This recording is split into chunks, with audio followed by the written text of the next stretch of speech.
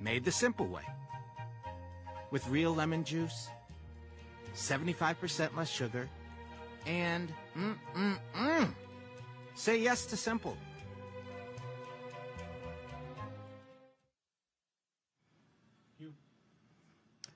Hey folks, today is Friday, July 1st, 2022. Coming up on this special edition of our show on the Black Star Network, we are live from New Orleans and the Essence Festival. Of course, Coca-Cola. We're partnering with them for these special edition shows. Also, they are the presenting sponsor of Essence Fest. Man, we got a jam-packed couple hours for you folks. We've shot some amazing stuff. Of course, people are already in New Orleans, all around the city, at the restaurants, walking the streets, convention center, the Essence Eats, had gone all different sessions. Last night, we caught up with Congressman Troy Carter. They always have the opening party, Generation Hall, so we will hear from him. Also, we'll hear from McDonald's folks in their Future 22, including one of the youngest black female stockbroker. We talk about her history, but also she gives one of my staffers, schools him on crypto, on how it's not a good investment. Also, we'll talk with a McDonald's official who's trying to get more African Americans to be owners of franchises. Plus, we stopped by the Coca-Cola kitchen at Essence Eats with my man Chef Kwame, and they had a culinary contest, and man, y'all, I had some fantastic food, including this braised short rib. It was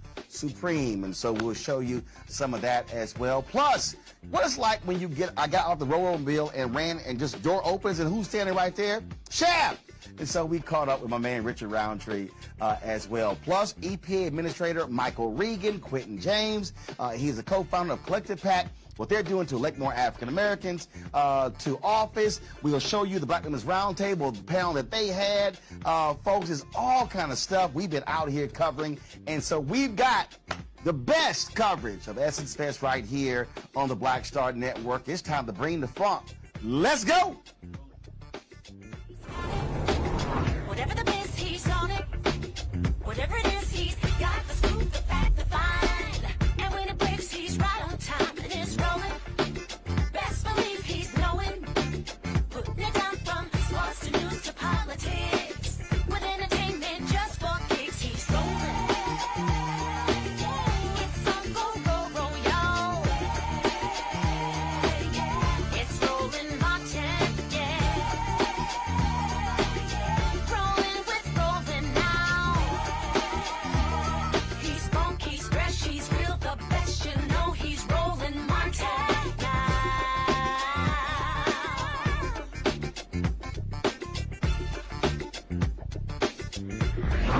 Montana.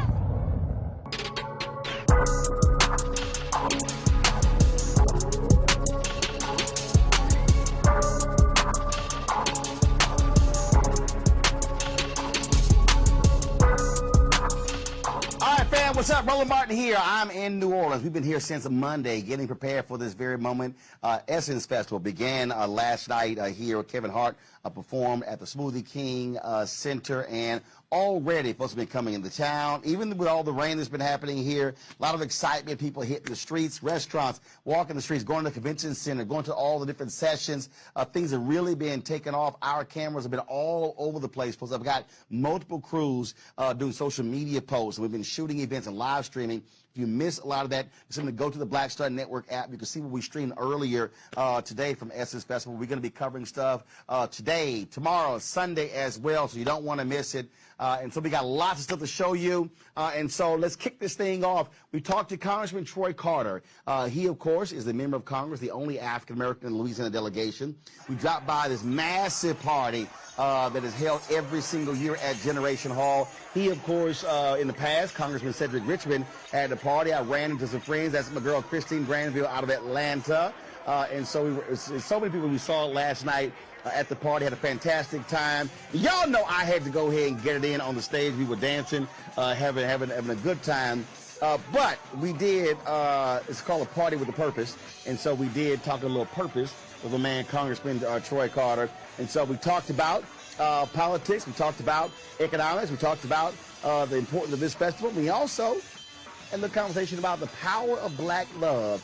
Here is my conversation with the Congressman. All right. I understand. Always good to be with you, bro. Indeed. Well, I see you folks getting here early this year. Oh, yeah. You know, people have been so waiting on the moment to get back to Essence, to get back to New Orleans. And after 2 years hiatus, you can see people are very happy. Very glad to see you, brother. Always good to be with you. Folk out having a good time, enjoying Essence, good, clean, fun, partying with a purpose. A party, but yes, a party that talks about what we need to do to lift up our people, to fight against the evils that's going on with the Supreme Court, to fight against those efforts to turn back the clock. It's a good time. And one of those evils, I mean, the way it should be going down, you should be having a second black colleague after November, and what the Supreme Court did was truly foul. Absolutely. Listen, math is math. You can split, dice us any way you want. We've got 6 members of Congress, and we are 1/3 of the state. Should be 2 members. There should be two black members. 2 black members in the United States Congress from Louisiana. Mm-hmm. And unfortunately, this Supreme Court has dealt us yet another dirty hand, and we're going to continue to fight. And what I tell people all the time is, don't let this lull you to sleep. Let this energize you to come out, to vote, to push. The more they try to move the ball, the more they try to take away our rights, the more we have to fight. The more we have to get to the ballot box, because elections have consequences, and we're seeing them manifest themselves right now. Well, one of the things that I was just the other day, Gary Chambers I think it was doing a radio interview, and he said that New Orleans, Monroe, and I think one other city, literally the black turnout was from 20 to 36%. And what I've been saying is, in these places where our folks are, we've got to get that number to 50, 55, 60. We do that, we can run elections. And so what is it going to take to get, again, that black number above 50%? Let me tell you, I think the Supreme Court action on stripping the rights of women, their reproductive freedoms, and the right to choose is going to backfire, and it's going to mobilize people to come out and vote like never before. When you hear Senator Cornyn from Texas who says we should revisit Brown v. Board of Education, we should revisit Plessy versus Ferguson, the separate but equal doctrine, man, if that doesn't get your attention, nothing does. We need to energize and come out, and I believe come November, you're going to see a turnout like we've never seen before. We have to stay angry. We have to stay hungry. We have to stay laser focused on making sure we did what Georgia did. Right. We picked up 2 Senate seats that we weren't supposed to get. Now we've got to go after those who don't understand the basic decency of serving people. Get them up or get them out. I'm glad you mentioned Georgia because I've seen some numbers that estimate that there are 300,000 unregistered but eligible African Americans in Louisiana. And so is there a movement here to create a new Louisiana project like Georgia did, to go after those folks, to touch them where people have been, frankly, not talking to them, ignoring them, to activate that base? That's what changed Georgia. And let me tell you, we don't need to recreate the wheel. I was with Nikema Williams today, who's my dear friend and colleague in Congress, and who is chairman of the Democratic Party. And I talked to our Democratic Party leaders and said, listen, let's borrow a page from their playbook. We don't have to recreate the wheel. We've just got to take the method that they use. And they got to cut the check. Energize our people, raise the money, and the party has to weigh in. Louisiana is not a lost cause. We used to be blue, and we can be blue again. But it's going to take the kind of effort that we saw happen in Georgia. I'm totally confident in our Democratic Party here in Louisiana to energize and get people going. But we got to do it together. Now, that's blue. Let's talk black. And so one of the things that what I have been saying is that when you look at this festival, it speaks to black collective in terms of economics. And what I am constantly saying is we should be looking at this period, this post-George Floyd period, as a third Reconstruction. If we're not having a money conversation, we're not having a real conversation. That's right. I had a conversation today with Secretary Buttigieg of Transportation, and I said, listen, we got $1.2 trillion, the largest infrastructure package since the creation of the interstate system. Now, how do we take that and utilize and make sure that we have African Americans that are part of the mainstream and making some money, being a part of design, road build, the whole 9 yards. We're getting there, and we got to keep pushing, because the last thing we can afford to have happen is we have the largest infrastructure bill passed and black folk not have an opportunity to partake. We've missed the boat if that happens. We're not going to let that happen. And that's the thing with us getting 1.67% of all federal contracts. And my deal is, look, we moved that to 3 to 5 to 10. All of a sudden, you go now from $9 billion annually to $56 billion annually. I'm like, that changes our community and changes black-owned businesses. That is the kind of life-changing opportunities this infrastructure bill, Build Back Better, and all of the other efforts that the Biden administration is pushing and this Democratic caucus is pushing. Because it's not about a stimulus that's a one-time pop. It's about the life-changing opportunities through education, economic development opportunities. That's what changes things. So I'm going to ask this question here that speaks to this festival. In your own words, explain what black love feels like when folks are here, whether it's a party, whether at the festival, in this city, in the restaurants, and just what does that feel like, black love? It's an unconditional, unexplainable, from the heart, deep, the essence of love. When you look at all of these beautiful people that are here, that come from all over the world to enjoy the music, the culture, the food, and the party with a purpose. It's like when we had the Million Man March years ago. When people came together and there was a sense of belonging, a sense of love. We got to keep tapping into that. And as I say to our brothers and sisters, we've got to learn to talk more to each other and less about each other. We've got to commit ourselves to a new us. Fight to uplift each other. Put down the guns. Put down the drugs. Let's love each other the way it's supposed to be. The way we did at Grandma's house on Sundays.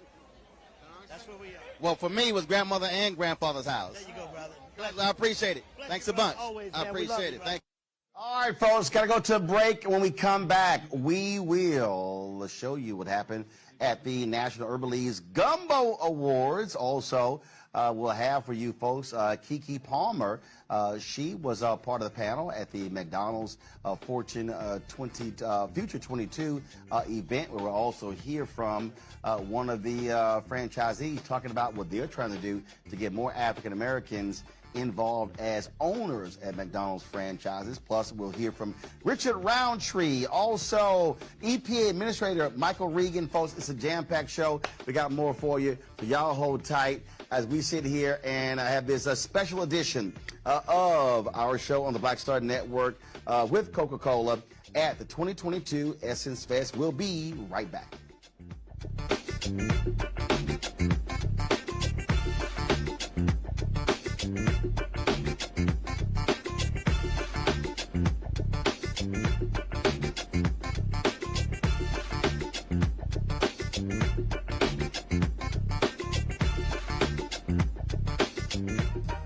Made the simple way.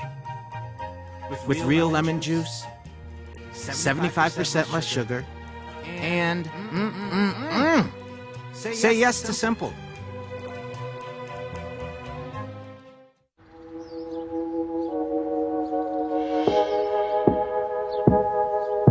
Hold fast to dreams. For if dreams die, life is a broken-winged bird that cannot fly. Hold fast to dreams. For when dreams go, life is a barren field, frozen with snow. Lots of oranges. Half the sugar. 1,000% delicious. That's simple math. Say yes to simple. It's time to be smart. Roland Martin's doing this every day. Thank you, Roland Martin, for always giving voice to the issues. Look for Roland Martin in the whirlwind, to quote Marcus Garvey again. The video looks phenomenal, so I'm really excited to see it on my big screen. Support this man, Black Media. He makes sure that our stories are told. See, there's a difference between Black Star Network and Black-owned media and something like CNN. I got to defer to the brilliance of Dr. Carr and to the brilliance of the Black Star Network. I am rolling with rolling all the way. Honored to be on a show that you own. A black man owns the show. Folks, Black Star Network is here. I'm real revolutionary right now. Rolling was amazing on there. Stay black. I love y'all. I can't commend you enough about this platform that you've created for us to be able to share who we are, what we're doing in the world, and the impact that we're having. Let's be smart. Bring your eyeballs home. You can't be Black-owned media and be scared. You dig?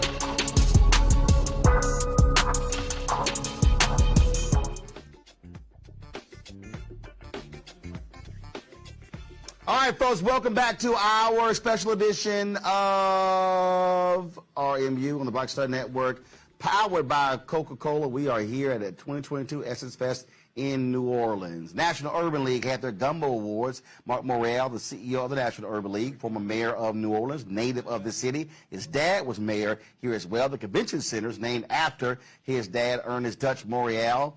And so our cameras were there for the Urban League's Gumbo Awards. Here's what took place.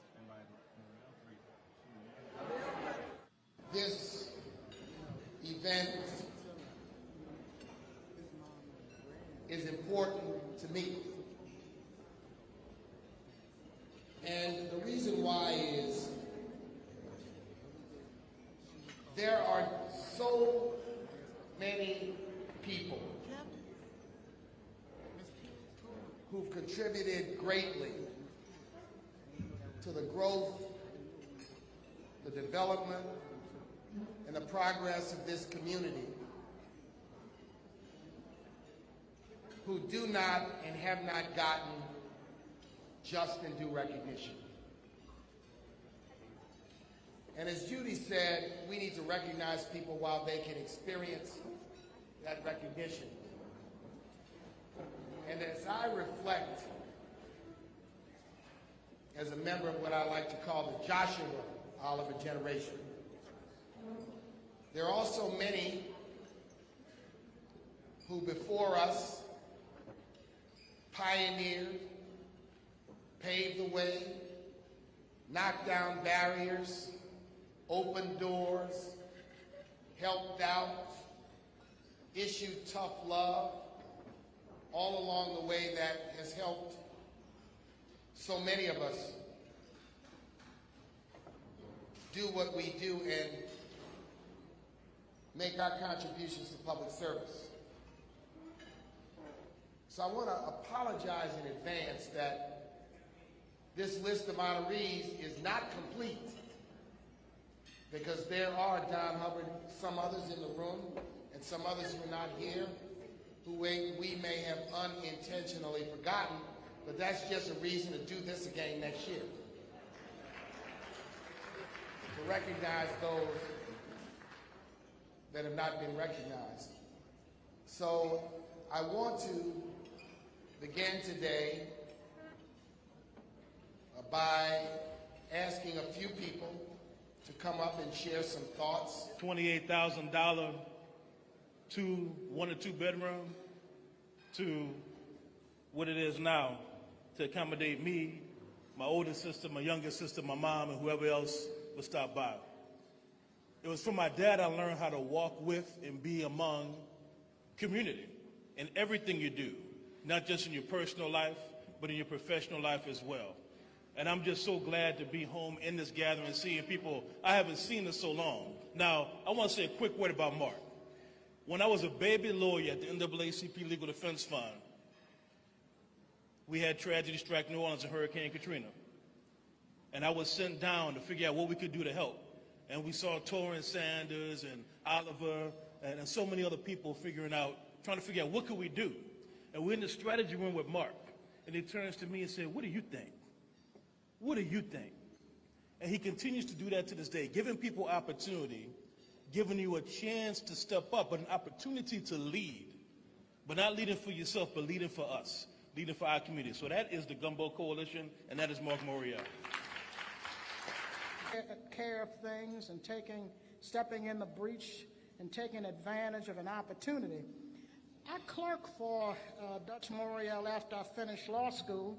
What we had in common was Dutch Morial was the first African American to attend law school at LSU, and Camille Gray and I were the first black women to attend law school at LSU. And when I finished law school, he hired me as law clerk. A lot of you don't even remember that old St. Peter Claver building on Orleans Avenue, but that's where I started my legal career. And I have to give, just let you know how grateful I am to young lawyers like Mark Morial, who stepped up and filed the Chisholm lawsuit. Ron Chisholm agreed to be the named plaintiff. You would have to understand the courage it takes to be a young law graduate and to file a lawsuit against the justices of the Louisiana Supreme Court. That's what Mark Morial did. And of course, as a result of that Chisholm lawsuit, I had the great opportunity to serve as Chief Justice of the Louisiana Supreme Court, the 25th Chief Justice. But it wouldn't have happened without everybody here in this room, because every time you want to move forward, there's always a challenge. And so my colleagues were suggesting to me, well, we'll let Justice Victory be chief, and then Justice Knoll be chief, and then you'll get your chance to be chief. And everybody in this room says, no, we're not going to step back. We can't do that. We can't let somebody leapfrog over us and take advantage of an opportunity that we're entitled to. And so, I could not have done this without the people in this room. It wasn't really me. It was everybody else in the community who was saying, no, it's her turn, and she's got to be the next Chief Justice. So I just want to let you know how much I appreciate you. There's a lot of battles ahead, and I always talk with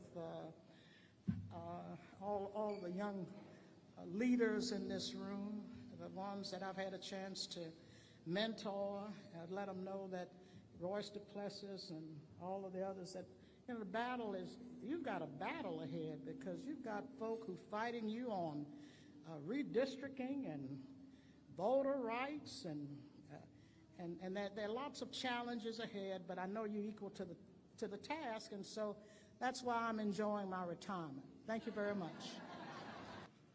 All right, folks, coming up next, we are going to show you the McDonald's Future 22. They awarded $10,000 to 22 young folks doing some amazing things. We'll hear from Keke Palmer, who was on the panel as well. We'll also hear from a sister with McDonald's who's trying to get more African Americans as franchisees. And we'll talk to a young sister, the youngest black female stockbroker on Wall Street, where we talk about her journey. She also gives a little education to one of my staffers about the risk of crypto. In addition, later in the show, folks, we're going to hear from Richard Roundtree as we caught up with him on the streets of Essex. We'll hear from the administrator of the EPA, Michael Regan, who's here, the Black Women's Roundtable. They were also here talking about reproductive rights and also the power of black women. We talked to Quentin James, co-founder of Collective PAC, about the importance of raising money and giving to black candidates to elect them to office. And so, folks, a lot of things are happening here at the 2022 Essence Festival. And we, of course, doing this in partnership with Coca-Cola, and certainly glad to have them with us as a partner. And so a jam-packed show for you. Got to go to a break. And here's what we're doing. Today's question is, what does black love mean to you? And so we're going to show you some responses right here on the Black Star Network, live from New Orleans at the 2022 Essence Festival, powered by Coca-Cola. Back in a moment.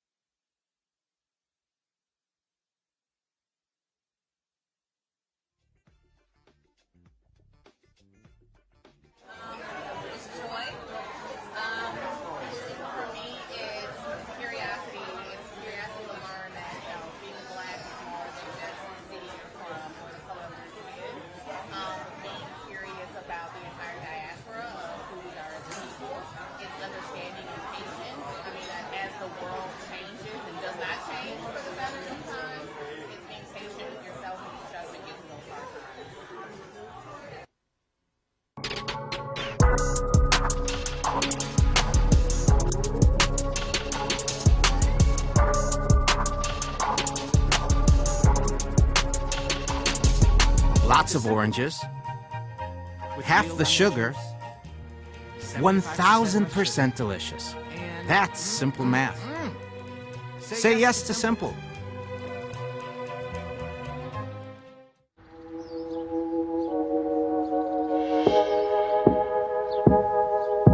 Hold fast to dreams. For if dreams die,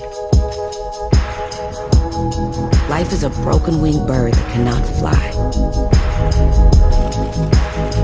Hold fast to dreams. For when dreams go, life is a barren field, frozen with snow. Made the simple way. With real lemon juice, 75% less sugar, and say yes to simple.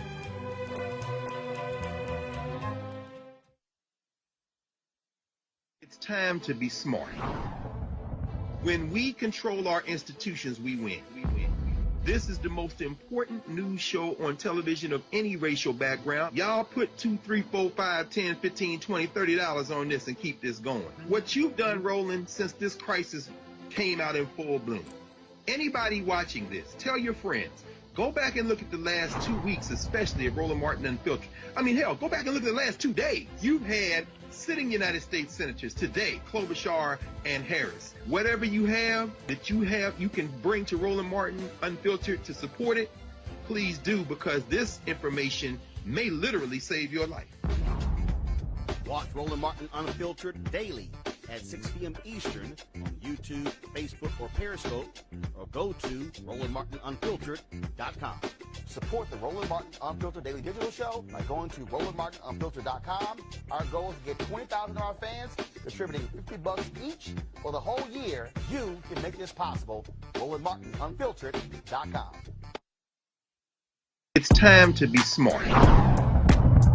Roland Martin's doing this every day. Oh, no punches! Thank you, Roland Martin, for always giving voice to the issues. Look for Roland Martin in the whirlwind, to quote Marcus Garvey again. The video looks phenomenal, so I'm really excited to see it on my big screen. Support this man, Black Media. He makes sure that our stories are told. See, there's a difference between Black Star Network and Black-owned media and something like CNN. I got to defer to the brilliance of Dr. Carr and to the brilliance of the Black Star Network. I am rolling with Roland all the way. Honored to be on a show that you own. A black man owns the show. Folks, Black Star Network is here. I'm real revolutionary right now. Like, wow, Roland was amazing on that. Stay black. I love y'all. I can't commend you enough about this platform that you've created for us to be able to share who we are, what we're doing in the world, and the impact that we're having. Let's be smart. Bring your eyeballs home. You can't be Black-owned media and be scared. You dig?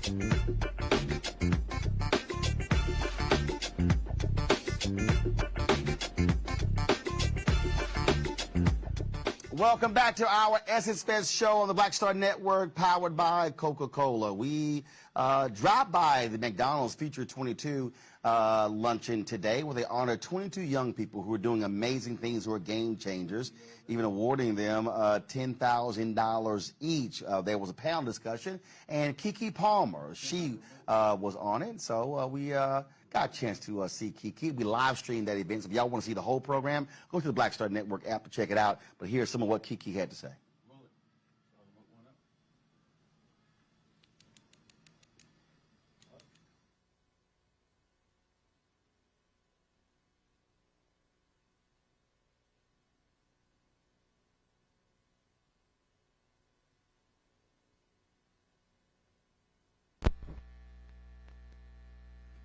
All right, folks, we got an audio issue. So we'll do this here. We're going to come back to play Kiki. I did catch up with one of the winners, one of the Future 22, a young lady who, the youngest stockbroker, youngest black female stockbroker on Wall Street. And here is our conversation.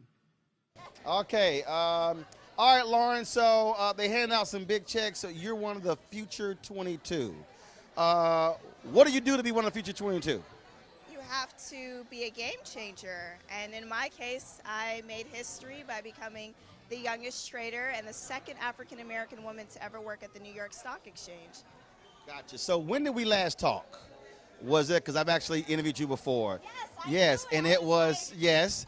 At the Future Black America with Rev Run. We were together, yes? Was it that one? I know, we sat down. I'm trying to remember, where was it? I literally was looking at my hair lady. I was like, I know that we've done something together. Yes, I don't know. Yes, we have. We have. I have a terrible memory, and I'm only 27, so I got a memory of a 70-year-old. So it's all good. No, because when you said youngest future stock trader, I said, hold up, we already did an interview. And so I was trying to remember where we did it, but I know we did the interview. So let's talk about that because with the other folks who are here, the other young folks who are here. It's also about, you would say, game changers, but also creating pathways. Not saying I want to work for somebody else, but I want to have folks who work for me. Or as I say, not cashing checks, writing checks. Right, being an entrepreneur. And I think with this new generation, we are really evolving from our parents, our grandparents, and really just taking the leap of finding our passion and being entrepreneurs and actually making money from it, which is beautiful. Well, look, that's always a good thing. And again, I prefer to be one who's handing out checks. So what would you say has been the biggest thing that you've learned doing your own thing? Because it's not always peaches and cream. No. Being from Georgia, I threw a little peach in there, as you see. I saw that. I love that. Thank you for that. The biggest thing I've learned is how much people, whether they are intentional or not about it, will doubt you and will put fear in your mind and make you believe that you can't achieve what you have set out to do. And I'm a true believer that we individually know ourselves better than anyone else. So if you believe that you can do something, go out there and do it. Don't listen to the noise. Don't listen to the people. Make your dreams a reality. Where did it start for you to do this? Like, what was the idea? What was the seed that got planted when you said, oh, I can do that? You know, it's my family, honestly. My family is the most supportive, and I have a brother with a disability, and he has this most optimistic mindset, and if he could do anything, he would. And so for me, I felt like, what is my excuse? And so, but did you have a family history of who was working on Wall Street? You know, right. So what was it where when you said, oh, I want to do that? What was that thing that sparked that? You know what? Nothing sparked that. I had a gentleman say to me, do you want to work at the New York Stock Exchange? And what were you doing at the time? I had just graduated, and I had studied genetics, and I said, hell yes. I don't know if I can say that. So you studied genetics, yes. And he says you want to work at the New York Stock Exchange. Yes. How do those two go together? It doesn't. It doesn't. He just figured, oh, you smart. Like, you majoring in genetics? Yeah, you smart as hell. You can figure this out. I don't know, but he definitely opened that opportunity, and I'm a big believer of opportunities, and take the opportunity and do what you will with that. And so I said yes. I did have a strong background in math, so there's a lot of correlation in that. And y'all know that ain't wrong. I can help you. I can count money. I can negotiate deals, but I hated math. Well, listen, I got you if you need it. I can help you budget, save, raise that credit score. What are we trying to do? But I don't even. Well, first of all, I pay for everything in cash, so I don't even need credit. I'm sorry. I'm saying. Everybody needs credit, even a business owner. For what? You need it. For what? To build. It helps build your capital. It helps to be leverage. I got the capital in the bank. Don't be silly. Don't be silly. Anyways. Math did drive me crazy. Yeah. I told my professors, I said, hey, look, I can count money. Yeah. I can go make money, negotiate deals. I ain't using Pythagorean theorem for nothing. Calculus, no, and I think that's, I mean, simple math at its finest is what you need for finance. And if you can do that, then you're fine. And I think people get intimidated about finance and being in the industry because of the other things that we learn in school that just isn't applicable to your everyday life. Although I'm still not understanding crypto. It's still like I actually like ones, fives. Don't invest in crypto. Thank you. Okay. Period. I'm sick because he on my team. He's a crypto fiend.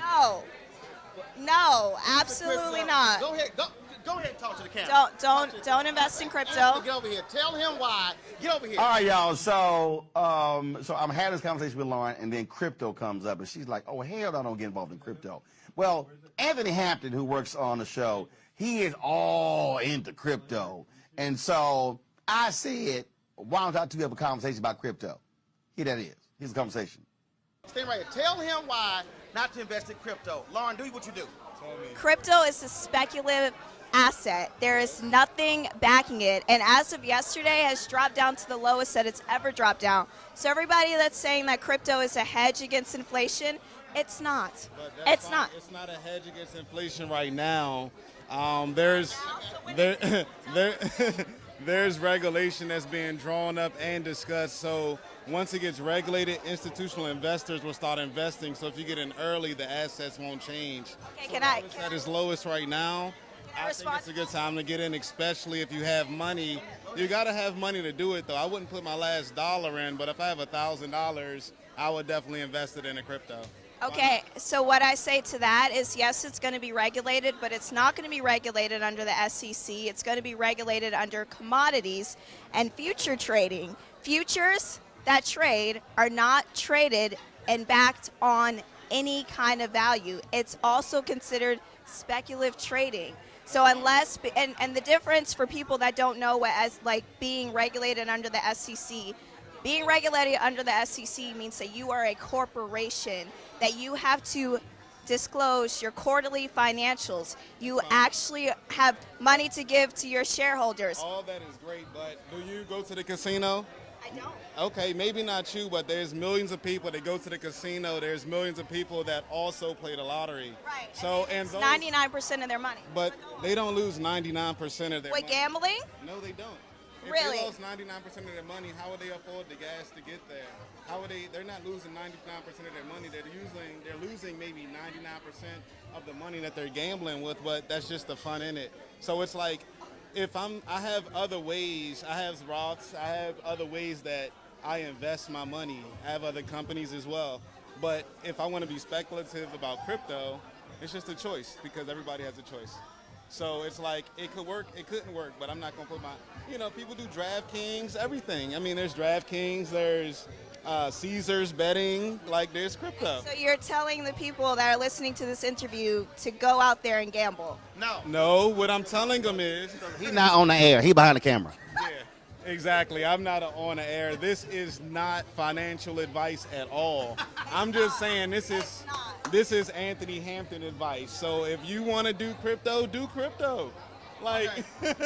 We good. All right, Anthony. All right, go back to work, Anthony. But yeah, look, I'm seriously. I've had people hit me up like, Roland, you should accept crypto for your Bring the Funk fan club. I said. But what I will say is that I don't believe in crypto. What I do believe is the blockchain technology, and I do believe that blockchain technology will be a disruptor in its space. Okay, so now me and you're gonna definitely talk later, because I've had people on my show. I still know what the hell they talking about with blockchain.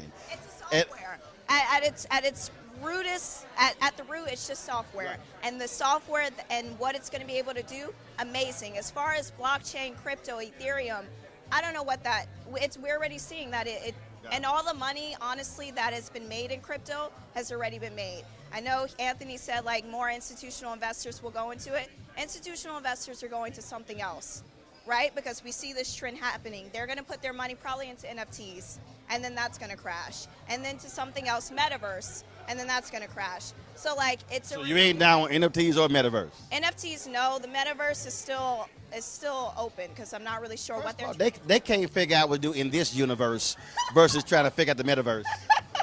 No, I agree. But it's open. It's open. All right. Well, look, it's good to see you. Yes, we got to communicate again. So I'll give you my information. Yeah. You can explain to me what the hell, walk me through blockchain. Because I'm sitting there and I'm like, I don't know what the hell you talking about. Again, I like what I know. Yeah. Trying to say, what's in my pocket? Tangible. I like that. I mean, I know what that does. I agree. I know what that does too. All right, then. Good seeing you. Appreciate it. Now, folks, as I said, we got it now ready. So Keke Palmer was actually on the panel, because we played it earlier. We had an audio issue there. So go ahead and get Keke Palmer, get Keke queued up. Keke was on the panel beforehand. I'm going to talk to Keke. Then we're going to hear from Vicki Chancellor. Vicki she's actually one of the black operators. Really is all about trying to get more black folks owning operators. And so they had a panel discussion. As I said, we live streamed it on the Black Star Network. You can go to our YouTube channel or go to the app. You can actually check it out. And so they had a very good conversation. And so we're going to share some of that with you. So Vicki Chancellor she's an owner-operator with McDonald's. And we got a chance to talk to her about the importance of African Americans owning their own franchises. Watch this. All right, Vicki, look, now I know because of all the stuff that I've done for the black McDonald's operators, what they do. But for people who really don't quite know the history, it's a long history of African Americans who are operators. But people don't also realize they're owners, not just operators, they're owners of the franchises. We are definitely owners. And the difference between just being an owner and an operator, for us as owners, that means that we own our cash flow, we own the branding and the marketing and everything in our store, versus just being an operator where you go in and you run that store, but you really, when you sell it, you don't have anything to sell. As an operator, when we sell it, we own that cash flow and are able to hopefully become multi-millionaires. I've known a lot of operators when I was in Houston or Dallas, Chicago, D.C., and unlike, there's no dissing the other owner operators, but the black operators have really been critical players in philanthropy in many black communities across the country. Yes, we pride ourselves in giving back to our communities. And when you are a black operator, you know that you stood on the shoulders of somebody else. You know that when you lived in that community, it was that your minister or that black teacher or just that neighbor that made sure that you were on the straight and narrow. And as a community, we always had to look out for each other and make sure that we were helping the next person up. And obviously, what are you doing? What are the black operators doing to create that next generation of owner operators? I've met several. Many of them, their parents own stores. But for somebody out there who's looking to actually say, I want to be an entrepreneur, how do they get involved and say, hey, that might be a possibility to become McDonald's owner operator? So excellent question, and I'm glad you asked that. Because one of the things that we are looking for, McDonald's, is we are looking for, I will say, black, young people that would like to get in the McDonald's system. And actually, McDonald's just has started a $250 million fund that will be able to help people in diverse communities, and I say black because I'm black, but that would include Hispanics, that would include... My black show, we say black. Yes.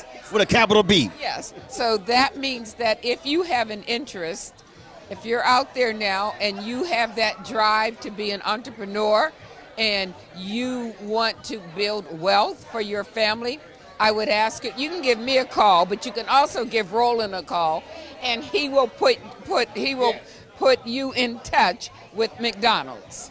Okay. All right. We certainly appreciate it. Always good to see you. Roland, I want you to know that McDonald's has a great love for you. You have always stood by us, and we just like everything that you do. And we wish you much love and success. I appreciate it. Thanks so much. Thank you. All right. Thank you. Now, y'all know I always like dancing, see, and me and Keke Palmer got history when I was on the show that she did I think it was GMA3, Michael Strahan. It was a show that came on in the afternoon. And so I actually stopped by one day, and so they had the music going, and so we started doing the two-step. And so when she finished her session today, she came off. Of course, you know, we had to have a little conversation. So here's me and Kiki cutting it up.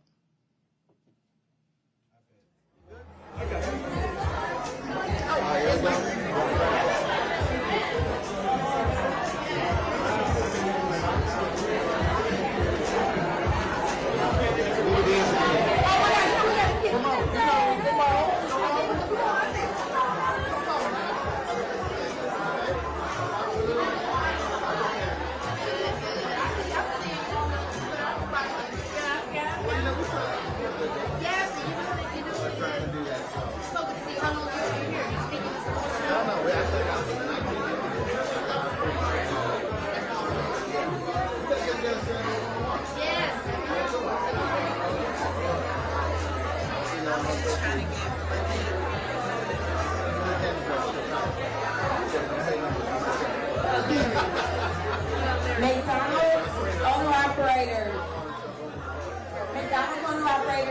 please meet in the Carrollton room on the first floor.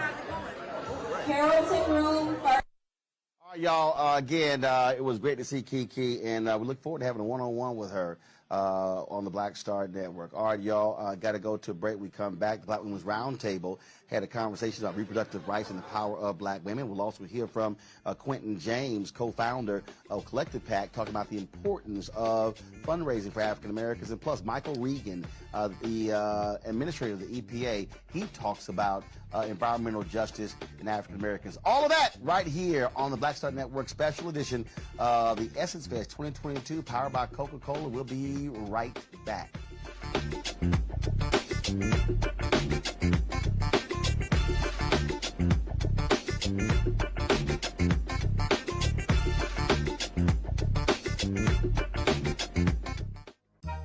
Made the simple way. With real lemon juice, 75% less sugar, and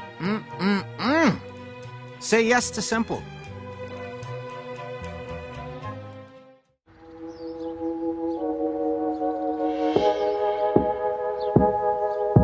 Hold fast to dreams. For if dreams die, life is a broken-winged bird that cannot fly. Hold fast to dreams. For when dreams go, life is a barren field, frozen with snow. Lots of oranges, half the sugar, 1,000% delicious. That's simple math. Say yes to simple. It's time to be smart. Roland Martin's doing this every day. Oh, no punches! Thank you, Roland Martin, for always giving voice to the issues. Look for Roland Martin in the whirlwind, to quote Marcus Garvey again. The video looks phenomenal, so I'm really excited to see it on my big screen. Support this man, Black Media. He makes sure that our stories are told. See, there's a difference between Black Star Network and black-owned media and something like CNN. I got to defer to the brilliance of Dr. Carr and to the brilliance of the Black Star Network. I am rolling with Roland all the way. Honored to be on a show that you own. A black man owns the show. Folks, Black Star Network is here. I'm real revolutionary right now. Roland was amazing on that. Stay black. I love y'all. I can't commend you enough about this platform that you've created for us to be able to share who we are, what we're doing in the world, and the impact that we're having. Let's be smart. Bring your eyeballs home. You can't be black-owned media and be scared. You dig?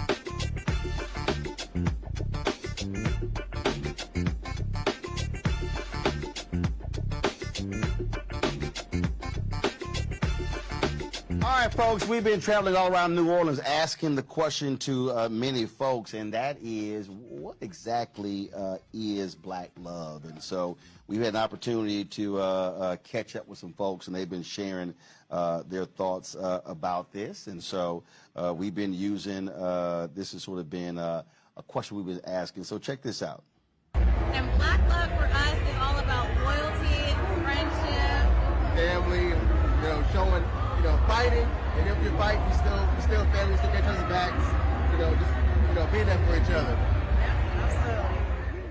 All right, then. So again, that's what black love is all about. And so again, it's been really interesting as we have been looking at the conversations that have been taking place, listening to a lot of these discussions. We had a chance to catch up with the folks at the Black Women's Roundtable. Of course, they were sharing their thoughts and perspectives of, you know, black women are a centerpiece of Essence Festival. And one of the things that we have been, of course, dealing with has been this battle with reproductive rights. That's one of the issues since the Roe v. Wade decision came down with the Supreme Court. That was a major part of a panel conversation today, but also the power of black women. The Black Women's Roundtable, they actually had that session.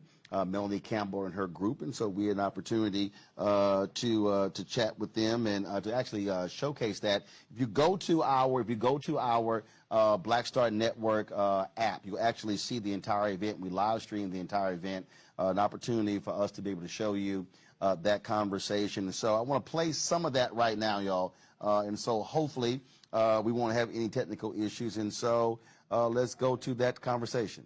It's different medications that are FDA approved, that they have the right to access those medications through the mail, and they're willing to stand up for those protections. That's really important.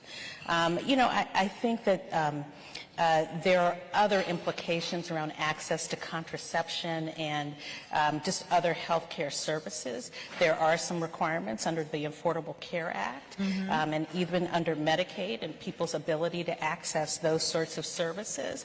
So I think that the administration can do a lot to speak up on that, but I also think that they just have to be bold and unequivocal that this is a ruling that cannot stand. Right. Like we should not accept it as anything but a politically driven effort to deny women and people who give birth their rights. And they need to be bold and loud and consistent in saying, we will fight it.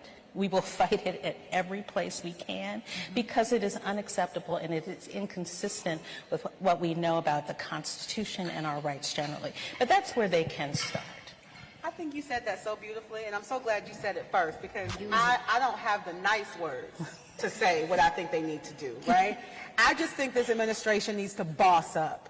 Like that's what they need to do. They need to like stop playing this like little pitter-patter game and actually take off the gloves and do the work. Right? So yes, we have our role to play. I know we're going to talk about voting and the power of that, and all of that's important. But if we don't have folks who are willing to stand in the ways that we need them to, like unapologetically, like by any means necessary kind of attitude, then why are you in this office, right?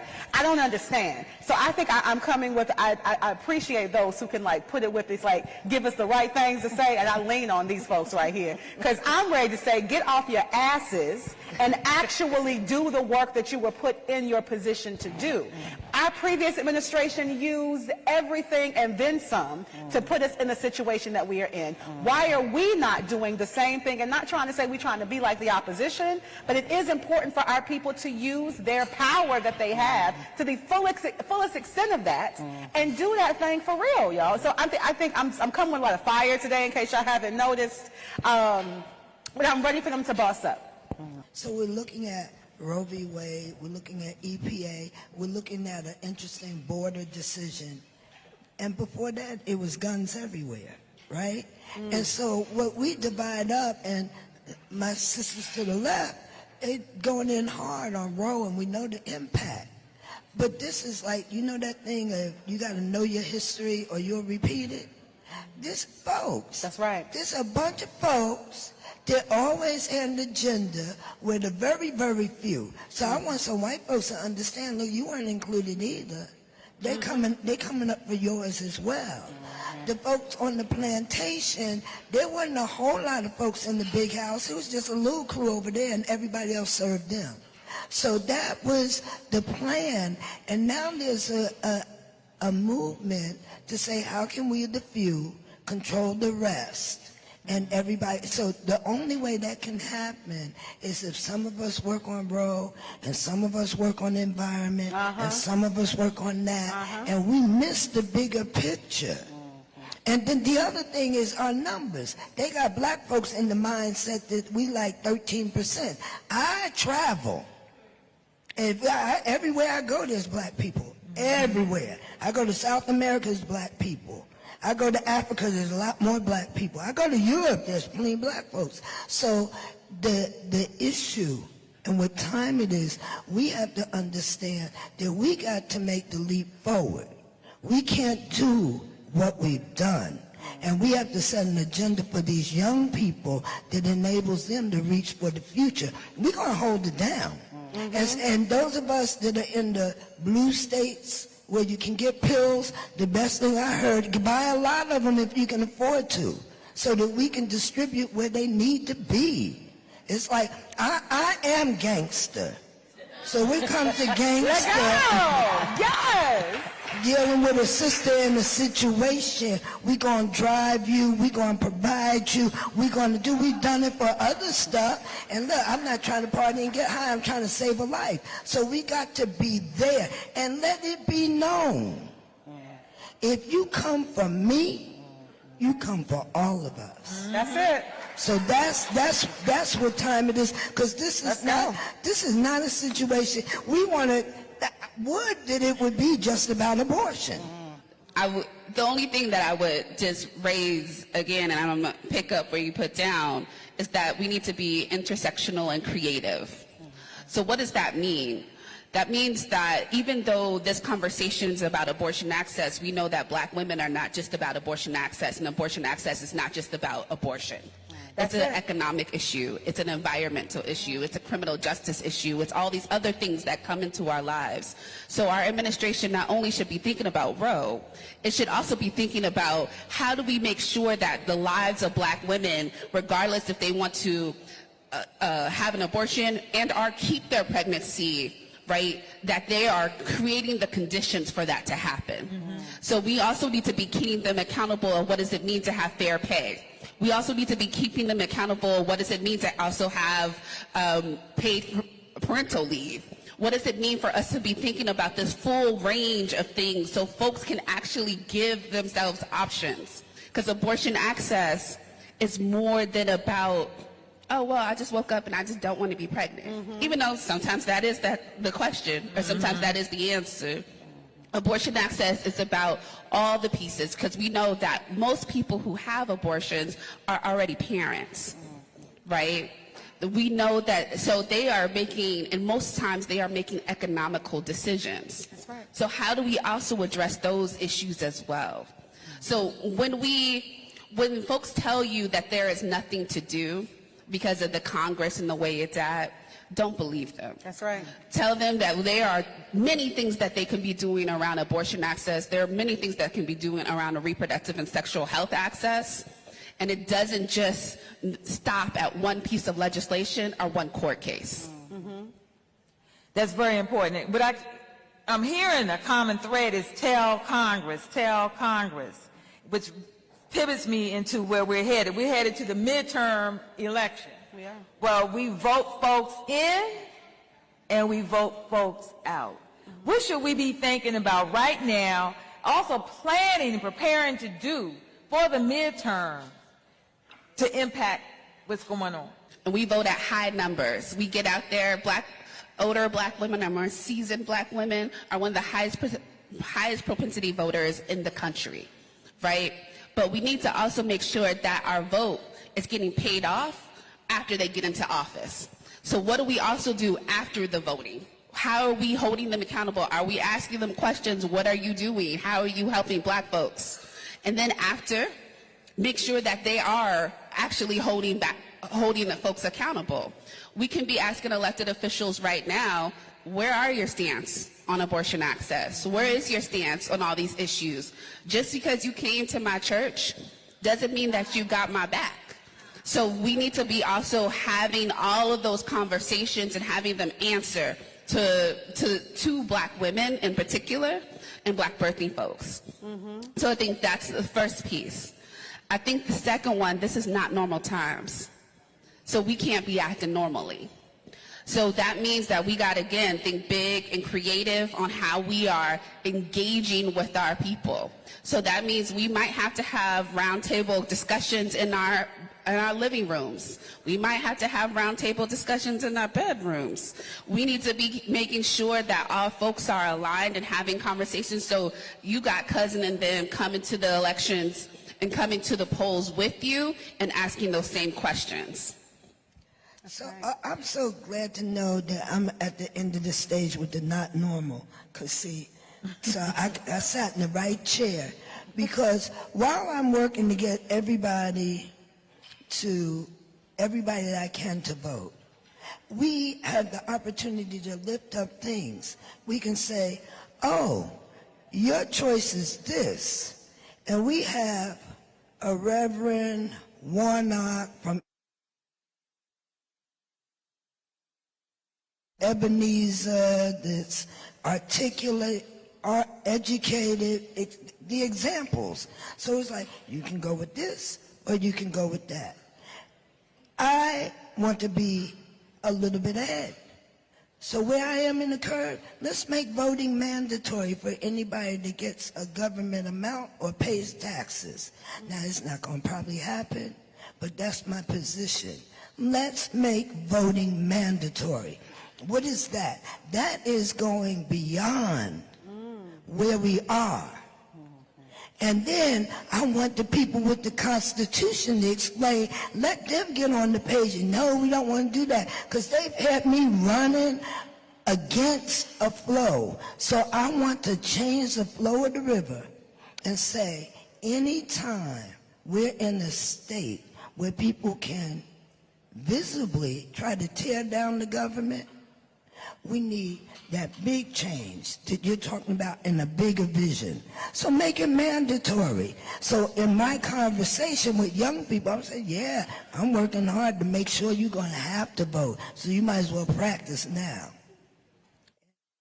Folks, Faith Daniels, who is a social media correspondent with HBCU League Pass, she caught up with a couple of young voters after that panel discussion, and they had a couple of things to say. And so today I'm here with Olivia Duncan and Anaya Vines. So I heard you guys are HBCU grads. Rep your hood. CAU 22. Come on, HU, you know, Howard University, period. Okay, so we're here at the Black Women's Roundtable. What has been your biggest takeaway from today? Just being able to be in a space with such amazing Black women. Anytime it's an event with the Black Women's Roundtable, it's always life-changing. Yeah, just to piggyback off of Liv, this has been a great experience, from the panels to the poetry, everything, the food, just always top tier. I love my Black women. What would you say your definition of womanhood is? To me, especially with the state of everything right now, I would say vulnerability. It takes a lot to be a woman, to be in difficult conversations, to be in difficult positions, to always have to be the strong Black woman, and then not really have time for yourself. So I would definitely say vulnerability, and that's not always a negative thing. Sometimes it's good to be vulnerable. Sometimes it's good to come into these spaces and have difficult conversations, but understand how to better love yourself and how to take care of yourself, and to how to identify with issues that you didn't even know you were dealing with. Yes, I would say for me, womanhood has always been our power, and I feel like it's one of America's greatest fears. I feel like there has been so much just historically that has gone against women, specifically Black women, to where it's like we're seen as like a threat to America, and that just, I feel like, amplifies the power that we hold as Black women. So it's always been something that has been looked at as a power for me. With recent headlines of Roe versus Wade being overturned, what was your initial emotion? I was actually at work I work for this nonprofit called Georgia Stand Up, and all we do is get in the community and support the people. So as we were sitting there, we were like, wow, like, what do we do? No, like, I was speechless. And there were a lot of emotions going through my head, like, oh my gosh, Plan Bs, abortions, all these difficult conversations that I'm going to have to talk about and deal with. I didn't realize it, but later on that day.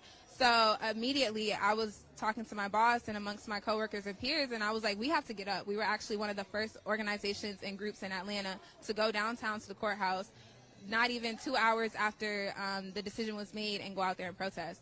So urgency. I felt a lot of urgency and disappointment and hurt, but hope as well. I think when I heard about the overturning of Roe v. Wade, of course it was disappointing, but in my head I feel like I wasn't surprised. I feel like there's so much expectation that we still have as a black community and black people in America, and just through experience, understanding like America and those that are in positions in government, they do not fight for us as black people. It is us that fights for us. It's us that has to make sure that they're held accountable. So when I heard about the decision, I was like, dang, what do we need to do next? Now it's next steps. Now it's, how do we mobilize on the streets? How do we change this? Because since 1972, I believe that behind closed doors, they've been actively working to overturn it. So now for us, we wake up and we see, okay, this has been a thing that's been overturned, but this has been in motion for 50 plus years. So now it's just what's next. Now, both of you guys were on a panel today talking about women's rights. Of course, you guys are fighting. Your mothers have fought. Your grandmothers. Everybody has been fighting for women's rights. What would you say the reason is why it's so pivotal now? Because we are the next generation. We are the generation now and the generations to come. These are our children. These are our bodies. For so long, I've watched my grandmother protest. I've watched my grandmother organize. I've seen all these things that she's done, and it's time for me and my generation to step up and take on these roles and to stand up for something. Yes, I feel like saying, why is it so important now sometimes can be a loaded question, because we have been taught to fight. Just our ancestors have been taught to fight. Us as black people have been taught to fight. There has not been a time for black people since we arrived from the transatlantic slave trade where we had time to just live. We have always been fighting to survive, fighting to speak, fighting for our rights, for our womanhood. So I feel like we're fighting because that's just our instinct at this point. I just cannot wait until we get to a point where we are not just fighting, but we are actually living. So before I let you all go, to the little girls that look up to you guys, that aspire to speak out for what is right for them, what is your advice to them? My advice is, as overwhelming as this may be, as complicating as the terms and the words and the politics can get, do what you feel comfortable doing and get a little bit uncomfortable and be okay with being uncomfortable. If it's going on Twitter and that's how you protest, then go on Twitter and that's how you protest. If you want to boycott a certain organization, company, brand, whatever, do that. If you are into policy making, if you like to write about what's going on. Take your camera and take pictures. Amplify the voices and the work that's already being done. So find your place in the movement and get involved. I would say, just know that you are naturally strong, and you have not only God with you, but you have those that came before you with you. So just channel that power. It is more so a thing that you are born into and born with rather than taught. And being a black woman in particular, you have nothing to fear because you are walking in the path of giants. So you'll be fine. How would you say today's event went? How excited were you for it? Today's event was phenomenal. Anytime Melanie Campbell calls me, I'm going to come running because I know when she does her events, you feel empowered, you feel a sisterhood, and there's this camaraderie that you can't get when you're just kind of on your own. But when we come to these convenings, it's phenomenal, and you're energized and you're just ready to get out and do the work. What is your definition of womanhood? My definition of womanhood? That's a good question. I think that I would call womanhood just, I don't necessarily think that womanhood has to just be a woman. I think that men can feel empowered by knowing that they are protecting and looking out for the best interests of people. It's looking out for one another. It's caring for one another. It's holding one another up, wind beneath other one's wings, and just helping to light someone else's candle. You don't have to do this alone. You don't have to be alone. You can work with other women, work with other men, work with other people to lift everyone up. So for the little girls and young ladies that look up to you and aspire to have as much courage as you all have in order to actually have a table talk such as this, what is your advice to them? Just keep doing the work. Don't think that you cannot do this. Don't think that you are not smart enough. You are not gregarious enough. You're not outgoing enough. You can do this work. The quietest voice can be the most powerful sometimes. So never believe that you cannot do it. Always know that whatever you put your mind to, whatever you think about, whatever comes to mind and thought of, I wonder if I could, yes, you can. Yes, you can. Period. Thank you so much, and I'll see you next time. Thank you. All right, y'all, when we come back, Chef Kwame has a culinary competition. Y'all, man, we had some good food there. And so we got an opportunity to judge that. Wait till we show you this from the Coca-Cola kitchen in the Essence Eats Pavilion. We're going to go to commercial break right now. And again, one more of our folks talking about Black love. You're watching the Black Star Network, folks, live from the 2022 Essence Fest, powered by Coca-Cola here in New Orleans. We'll be back in a moment.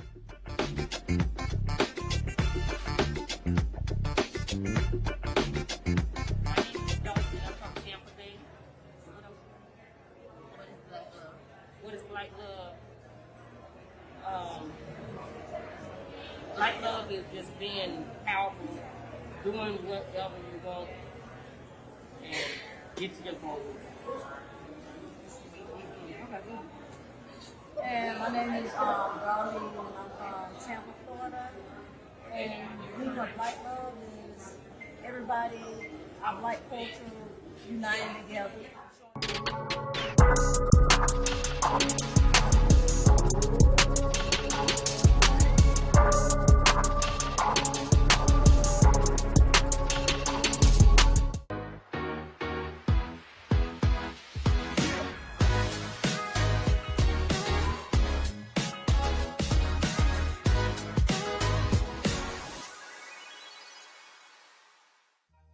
Made the simple way. With real lemon juice, 75% less sugar, and say yes to simple.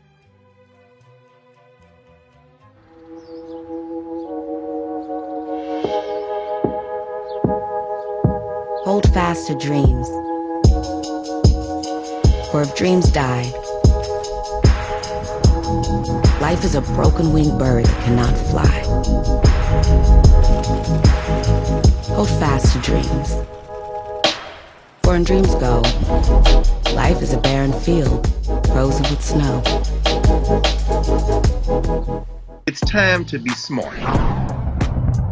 Roland Martin's doing this every day. Oh, no punches! Thank you, Roland Martin, for always giving voice to the issues. Look for Roland Martin in the whirlwind, to quote Marcus Garvey again. The video looks phenomenal, so I'm really excited to see it on my big screen. Support this man, Black Media. He makes sure that our stories are told. See, this difference between Black Star Network and Black-owned media and something like CNN. I got to defer to the brilliance of Dr. Carr and to the brilliance of the Black Star Network. I am rolling with Roland all the way. Honored to be on a show that you own. A black man owns the show. Folks, Black Star Network is here. I'm real revolutionary right now. Like, wow, Roland was amazing on there. Stay black. I love y'all. I can't commend you enough about this platform that you've created for us to be able to share who we are, what we're doing in the world, and the impact that we're having. Let's be smart. Bring your eyeballs home. You can't be Black-owned media and be scared.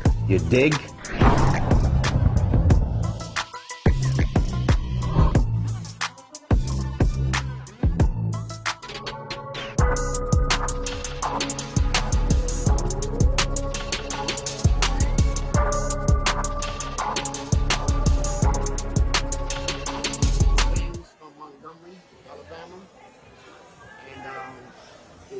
Question was, what is Black love? Black love is unity and love for one another, and a sense of family, because we're a united family, and it's good to make sure that you're your heart is there, so you can, you know, do for others, you know, and help them. Pavilion. They moved it from the inside of the convention center to the outside, and they've got a staging area, they got concerts there. Well, Coca-Cola, they've got their large kitchen out there. And my man Chef Kwame was out there today judging the culinary competition. I stopped by at the right time when the food almost came out. We got an opportunity to check that out and to taste the food and judge the competition. And so here is some of that culinary competition. Okay, everyone. Hey, how you doing? Okay, so we've got Tupperware over here, so clearly this is a black event. What's going on? Oh, nothing's going on. I'm warming up my chicken, get my pan hot and freezing for y'all. Yeah, well, he was watching the other one. Oh, okay. Yeah, it smells really good in here. It does smell really good here. It smells like garlic, yeah, butter.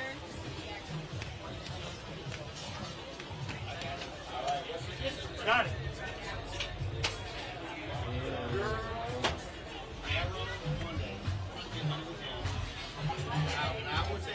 Well, hold on. I don't know if y'all know this, but this man cooks.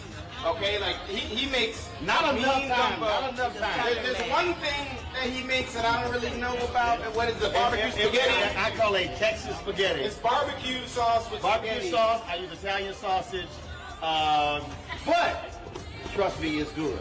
I tried. Hold up, I'm trying. Now my brother, who's an executive chef, he was hating on it until one day I went by the crib and it was gone. And now, no, he was making spaghetti. Family came over. Now, spotted a bottle of barbecue sauce on the counter. I went and cussed him out because he been dogging me for months, and I went, "You got barbecue sauce on that counter?" And so that started. I tasted it. And it was good. It was weird, but it was good. It was an alien. But remember, it started. I was in college. All I had was noodles, spaghetti, and barbecue sauce. I ain't have no meat or tomato sauce. So I was hungry, so I put it together. And then when the check came in, I got some meat, and I went, "Damn, this don't taste bad." And so then one day I was in the store, and I said, "I want to spruce it up. Now, why don't we throw some Italian sausage in there?" So I started using Italian seasoning, spaghetti, with the barbecue sauce, put that sucker together. That's it. And my family is like, "When are you making that sucker again?" And if you go to YouTube, we did one of our holidays, I live streamed the entire process. And it was... And it was about a 3-minute video. No, it wasn't 3 minutes. And I had all of my nieces and nephews cooking. They were all cooking. I made them all cook, chop and everything. All right, so how do you feel about this competition here? What do you think? Well, first off, again, I'm from Texas, so we like beef. I don't do nothing plant-based. So I'm gardening is just the only saying. plant-based. I mean, I do some lettuce and tomato, but that's about it. So I love braised short ribs. I love it when they're falling apart, so I'm looking forward to that. Now, what's the other dish? The other dish is chicken with like some fried rice, and the chicken is like glazed in like a Coca-Cola Asian. All right, so y'all heard Chef Palmer. He said it's chicken fried rice. Y'all know we all black. That's called chicken and gravy. Come on, chicken, rice, and gravy. Keep it real simple. Let's let them make sure there's no barbecue sauce. Right. Chef said, let them interpret it. Yes. You know when you went to your grandmama's house, you like, "What y'all got?" "We got some chicken and gravy and rice." Got it. That's it. But in 2022, it's chicken with fried rice. Well, in 2022, the Black experience is not monolithic. There are so many different layers that can happen with the Black experience. And it is. That's why we're here. We're celebrating the diaspora in all different ways. And give it up for these two women because there is 4 minutes left. All right, I got 4 minutes. Thank you all so much. It's looking good. Smelling Smells good. Great. Hey, did she cook in the tennis outfit? Isn't it cute? I just feel like I'm going to try She like, "I play tennis and I'm going to go cook." Girl, you got 4 minutes. Don't be posing. She got 4 minutes. She's trying to pose. Open. No, I always look for new ways to wear a chef uniform, and I'm going to steal that idea. Oh, right. Okay, all right. Okay. when they come to your table. But it's hot out here. You can breathe with the skirt on, right? Come on now. Like she came from the golf course right to the kitchen. Let's go. What we got? What's going on here? Leeks. We got some leeks. Leeks? L-E-A-K-S? L-E-A-K-S. What's that? Shallot or in the onion family, green onion family. Got it. Very powerful ingredients. Oh, okay. What else? Got some shallots over here. Shallots? Also very delicate, not quite as intensive and mighty, but adds great flavor to any soup, sauce, paste, any kind of base. And then I see some citrus over here. So what? Citrus. Oh, citrus. Got it. Awesome. That is awesome. Now, when did you start cooking? When did you? I was about 10 years old. My father, I'm from Chicago. I'm from Korea, but I moved to Chicago. So I met the black side of my family. Got it. And I met Grandma, who she taught me how to cookery, chitlin, cornbread dressing, all that from scratch. I was a little girl. My father was a gourmet chef, and he worked in a lot of hotels. I spent a lot of time in hotel kitchens. I went to culinary school by the time I was about 18 years old. Yeah, give me one. And opened my first nightclub and catering business at 19. Nightclub and catering? Nightclub. I wasn't even Breaking news. We have 2 minutes until the dishes are ready, and I already see chefs plating. So let's get our attention to these chefs, please. 2 minutes. All right? And let's hype them up. 2 minutes for us to get the pressure on. 2 minutes for the pressure on. We got mashed potatoes. Stuff my daddy made me. Rosemary. What have you got over there? Ariana. Oh, tarragon. Whitney's already almost done plating. How do you feel? Tarragon for garnish. Aragon. How do you feel? Okay, all right. Don't with the garments. I see you. Hey, I think Whitney needs some help. Say go, Whitney! Come on, Whitney, let's go.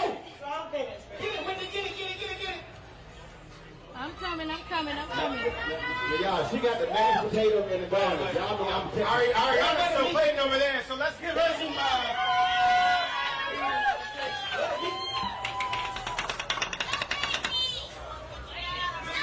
We got a little crowd going on here, ladies and gentlemen.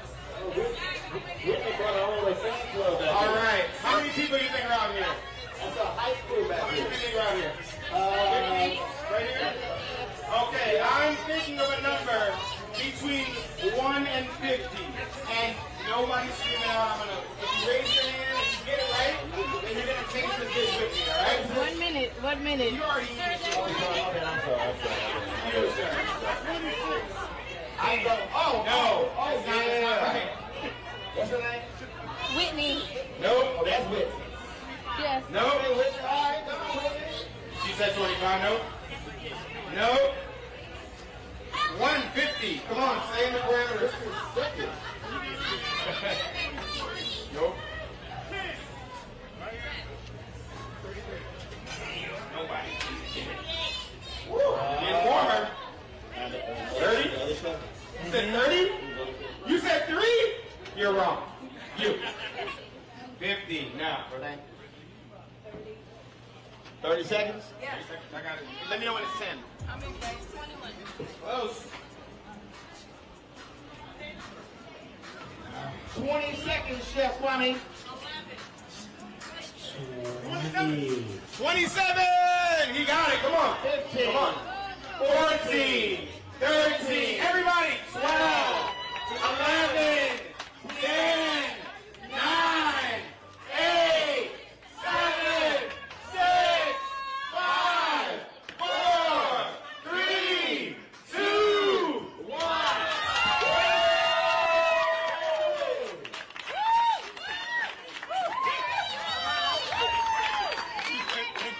All right. So what's your chef's name? Ariana and Whitney. Ariana and Whitney. Ariana. All right, so we're going to start with you, Ariana. Tell us what you got. All right. So I have Nola Cola chicken bites on the top of a bed of garlic fried rice. Oh. And it's in the fleur-de-lis, right? Yes. That's a little fleur-de-lis. She playing to the crowd. Nola Cola. Yes. Nola Cola. And I have Coca-Cola. Oh, she said it. I got Coca-Cola. Let me. That's called Brandon. Coca-Cola braised short rib on a bed of garlic mashed potatoes. All right. Love it. All right, so we're gonna taste some of this food here. All right, this Coke water. See what's going on. Is it started? You got this. Yes. You got this from your this up. Yep. Put this underneath and get another photo of her, please.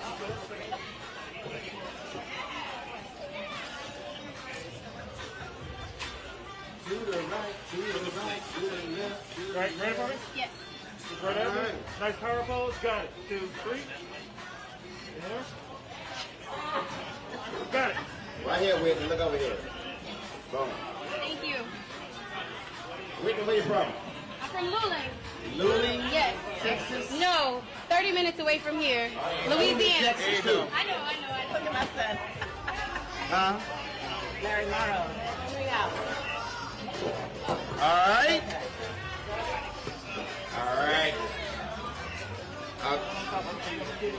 Whitney, I appreciate your mashed potatoes, but So hold on, we're gonna get Whitney to walk over here and explain her dish while you all eat it. Okay, so the garlic mashed potatoes, I did russet potatoes. The cream sauce is garlic infused cream sauce with thyme and garlic and bay leaf. And the braised short rib was braised in Coca-Cola, red wine vinegar, carrots, the miracle, which is your carrot, your onion, your carrots, your onion, and celery. And I braised the short rib in orange peels and orange juice, fresh orange juice and orange peels. Okay. So there's also orange zest on top, and the liquid I use to complement it with brown sugar to make the glaze on top with the Coca-Cola. okay.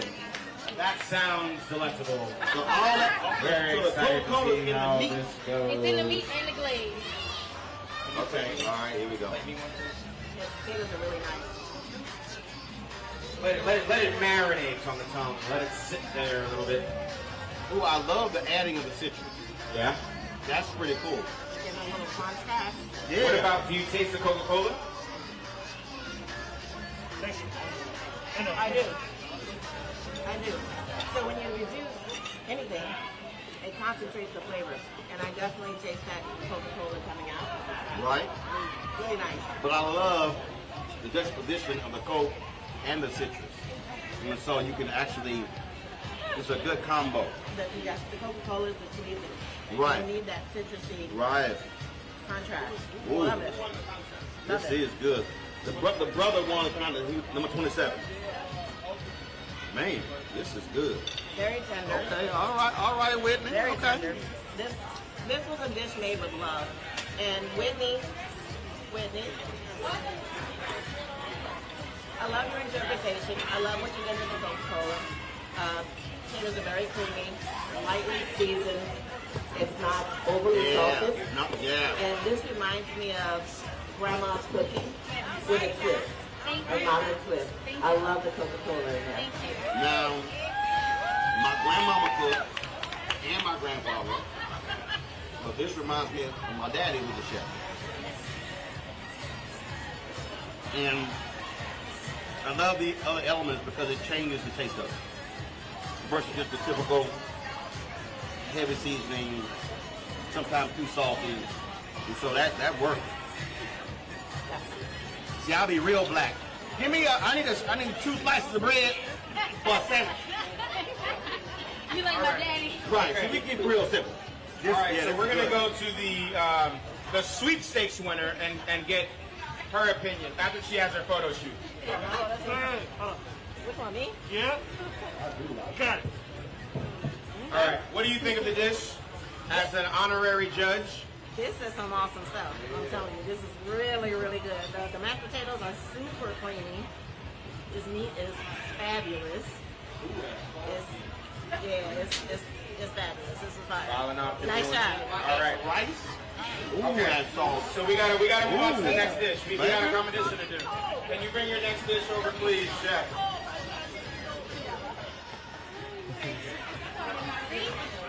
You might not come back. All right, can you explain your dish, please, ma'am? Yeah.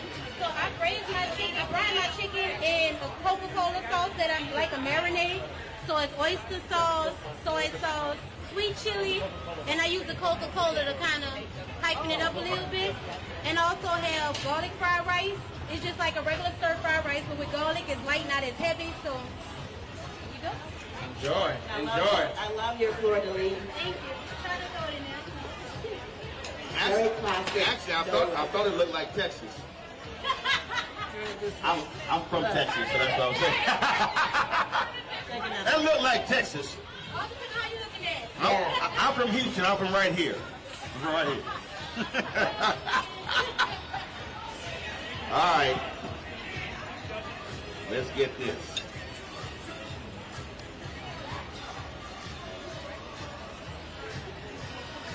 Like the butteriness of the rice. Taste the garlic. No. That sauce is powerful. Oh. That sauce, it hits you. It hits you. I like to taste the ingredients without the sauce first and see what we're working with. And then I want to taste it with the sauce and the protein. Now, what else did you put in it? Beyond the Coca-Cola, it was something else you did. Say it again. There you go. Which is a classic Asian ingredient. And then we have sweet chili. I do taste the sweet chili now.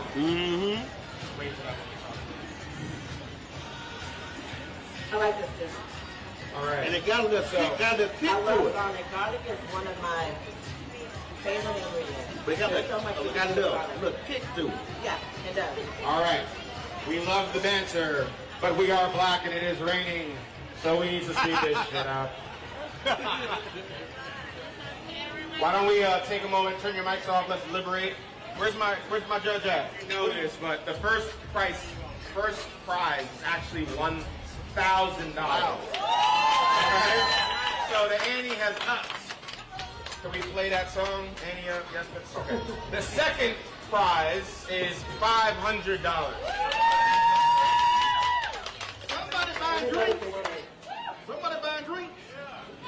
Someone's buying us drinks after this. Coke and Henny? So it was a tumultuous battle. Both of you, first of all, I want to get up for both chefs here. Putting their heart on the plate. I think both of you did an amazing job. 15 minutes. I mean, I've been there. 15 minutes is a very, very, very quick turnaround to put a dish together. Now, 15? 15 minutes. I got you a little late. Yeah, yes. It's Essence Fest. We understand. Yeah. But to put together dishes of this magnitude, both of these things, you know, I would say, I just want to say, great job to both of you. Yep. So without further ado, it is a competition, and I have to award somebody with first prize. Can we get a drum roll, please? For the first prize, Coca-Cola Essence Festival Cook-Off of all time. First place prize goes to Chef Whitney.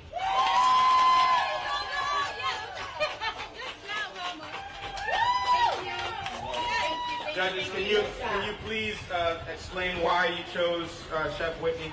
I love the interpretations from both chefs. Love the execution, and I always find ways to like home cooking is what I love, comfort food, and I find ways to relate the dish to comfort food, and both offer the same. Both, like you said, you both executed everything very, very well. But I really, really love those grains. Thank you. Happens to be one of my favorite cuts. And with the creamy potatoes and the sauce reduction, very well done. I am not a sauce fan. My executive chef brother hates me for that. Not like my food be dry, nothing else is on top. But when the chef said, hey, don't forget the sauce for some lemon to braised meat and just spun it around the plate, I was like, oh damn, that sauce was good. That was my reaction. I let it cut. Oh damn, that was good. So that's what's elevated it for me. So the braised short rib was great, but really that sauce really just took it to another level. And I was like, man, if I had some rice. Sop it up. Yeah, I would agree as well. I'm really a steak and potatoes type of girl, but the braised meat, the sauce, put it over the edge. It was just phenomenal. Thank you. Really good. Nice job. Thank you. Thank you. And I'll say for Ariana, you packed a lot of flavor in a very short period of time. So we can give it some. So the only thing I would say is that the sauce overpowered the Coca-Cola. So if it wasn't the Coke challenge, that was just really good. And again, I like when you some foods you put in your mouth and you taste it here. I like it when it hits your back here and your sinuses go, hey, your sinuses jump. So that kick I thought was really good. Chili is one of my favorite ingredients. Any kind of chili. I just love spice, and so that penalized all my taste buds, and I really enjoyed it. Really good. Thank you so much. Yes, absolutely. Thank you. So I need to get the recipes. We're gonna get all the recipes. I want to give a big shout out to everyone who stood out here in the rain and watched this show. Well, thank you. My name is Kwame Nwachi. I had an amazing time with you all tonight. Give it up for Jeff Whitney again. They're both winners. Thank you so much. You're watching Roland Martin on Netflix. Boom! Oh, y'all, way too much fun. And so y'all drop by the Coca-Cola kitchen in Essence Eats. All right, y'all. Now, we were headed to the Collective Pack event with EP Administrator Michael Regan. And so the Rover-mobile opens up, and I get off, and who do I see? Shaft! Richard Roundtree, my man, was outside of the Lowe's Hotel. He's actually shooting a show in New Orleans, so he spent lots of time here in New Orleans. So, man, I caught up with him, and he is turning 80 years old. And so when I walked up to him, he asked me, did I get the invitation to his birthday? His 80th birthday party is next Sunday in Los Angeles. I told him, I said, Richard, don't worry about it. I will be in L.A. for your party. And so, man, we had a great conversation. So, man, it's always good to see Richard Roundtree. Y'all, brother, looking good. And it was so funny. He's on the phone, y'all. And so all of a sudden he sees me, and he's like, man, what you doing? And so we got a chance to catch up there. And so, again, it's always good to see the original Shaft, Richard Roundtree. And so great to see him out there. All right, you folks, got to go to a break. When we come back, we're going to share some of what Michael Regan, the EPA administrator, had to say at the event for the Collective Pack. Our cameras were there. Plus, we talked to Quentin James, who is the co-founder of the Collective Pack, about the importance of funding African-American elected officials. And so we'll have that for you next, right here on this special edition of the Black Star Network here at Essence Fest 2022, powered by Coca-Cola, and we certainly thank them for partnering with us for this special as well. We'll be back in a moment. Here's more about Black Love.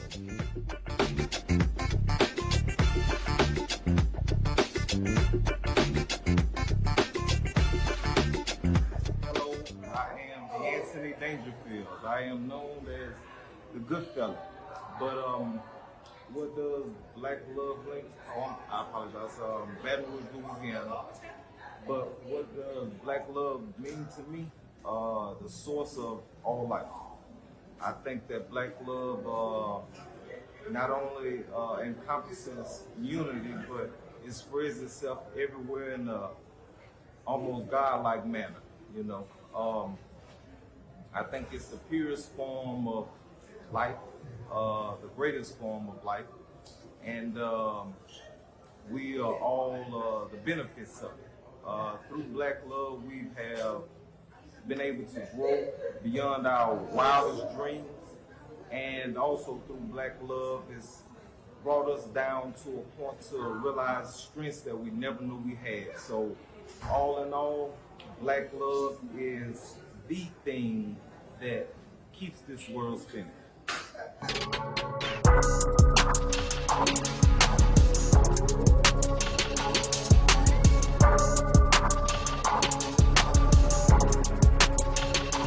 Made the simple way. With real lemon juice, 75% less sugar, and say yes to simple.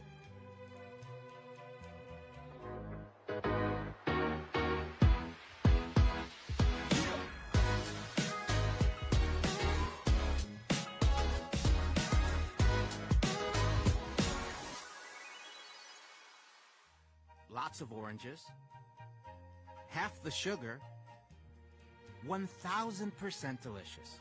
That's simple math. Say yes to simple.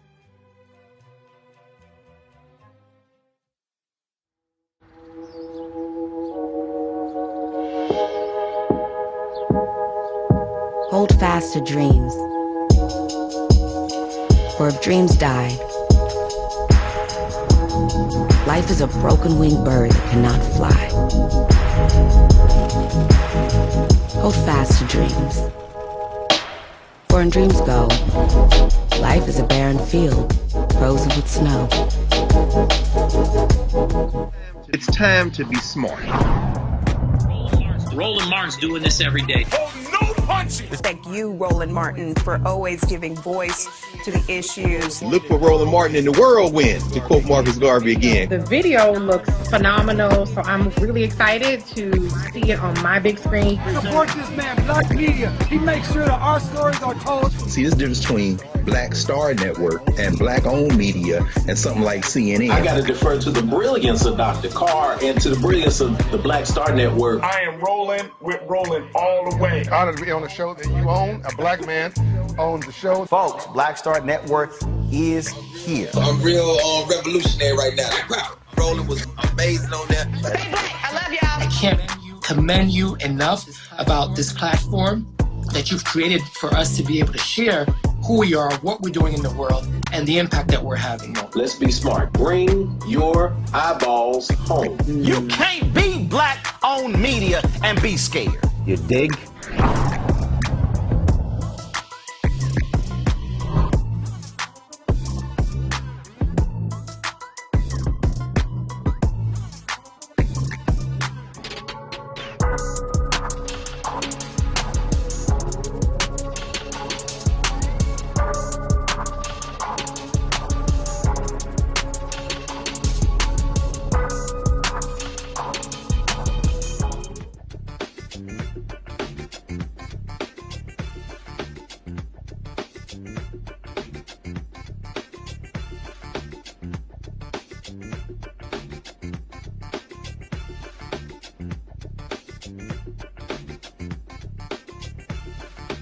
Folks, tomorrow here in New Orleans, Vice President Kamala Harris will be here speaking from the main stage in the Superdome, but there are many other administration officials who are all around New Orleans for Essence Fest. One of them is Michael Regan, a North Carolina A&T graduate who is now the administrator for the Environmental Protection Agency.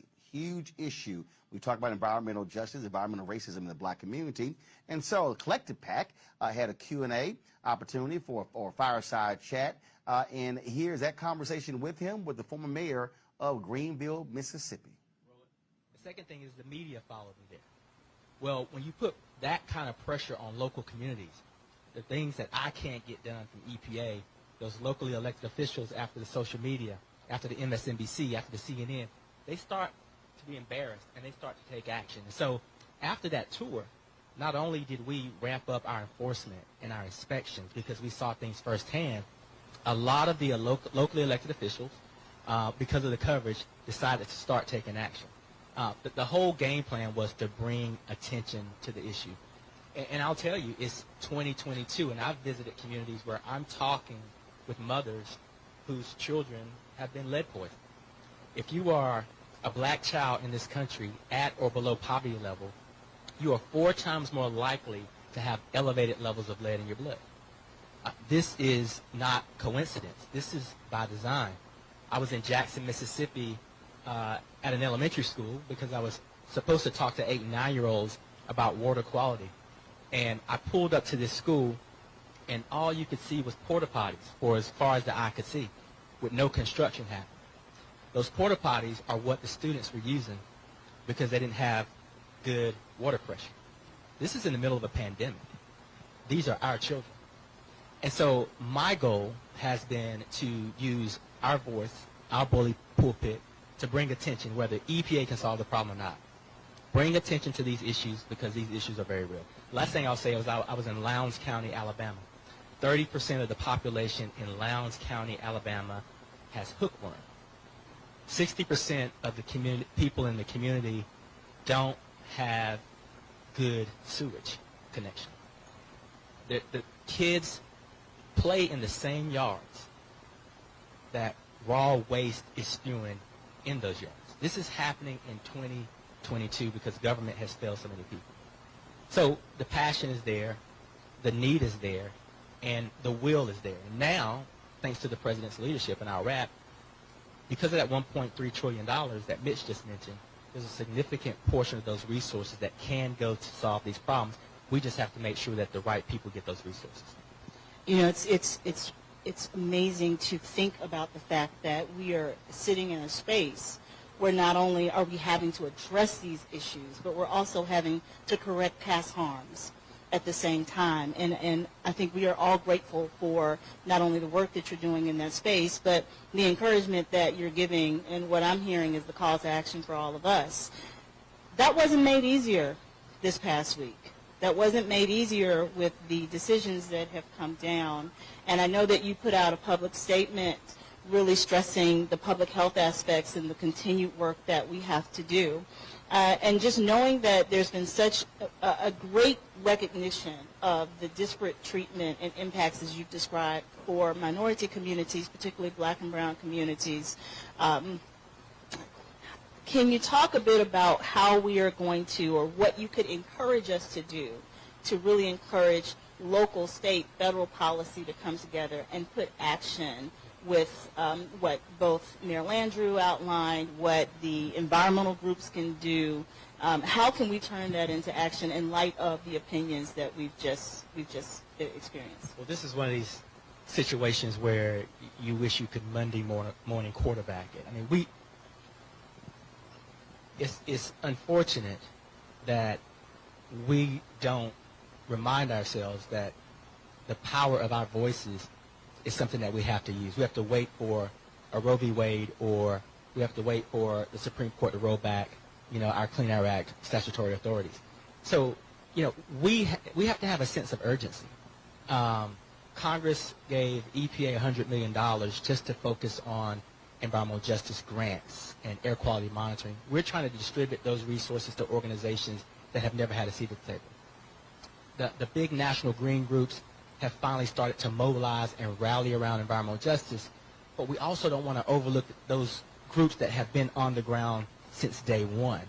Collectively, with the big green groups and those organizations, we need to push resources collectively from philanthropy to our budgets to really shore up the infrastructure of those people on the ground. It's nice for me to come into town and talk to people, but I'm not a trusted voice of the community. The trusted voice in the community are the community members themselves. We have to start having more conversations like this one. We have to have more Journey to Justices. We have to really just get in the room. And the great thing about the Journey to Justice tour was I reached out to the leaders in the communities and said, you design this tour. You tell me where to go. You tell me what time to show up. And that's something different. Folks, if you want to see the full conversation with EPA Administrator Michael Regan, simply go to our Black Star Network app or go to youtube.com/Roland S. Martin to check that out.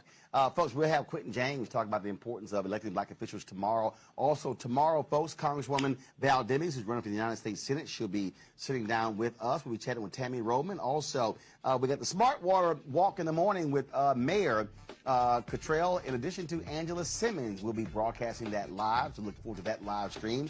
Plus, we have a recap on the show as well. So a jam-packed day tomorrow here at the 2022 Essence Fest, powered by Coca-Cola. And so we're going to have wall-to-wall coverage. Look forward to having all of that. Tonight, Nicki Minaj takes the stage at the Superdome. And so look forward to that. They're also going to be having different news conferences and things happening there. And so, man, just a lot of stuff going on. And so that's why we are here. We got it all covered for you. You're not here in New Orleans. Tell a friend what we're doing. Be sure to check out our content. We're gonna be restreaming all of this content over the next 24 hours in case you missed it as well. So, folks, thanks so very much. I'll see you tomorrow right here from New Orleans for the Black Star Network. Working with Coca-Cola, folks, it's having a grand time here. The 2022 Essence Festival. Holla!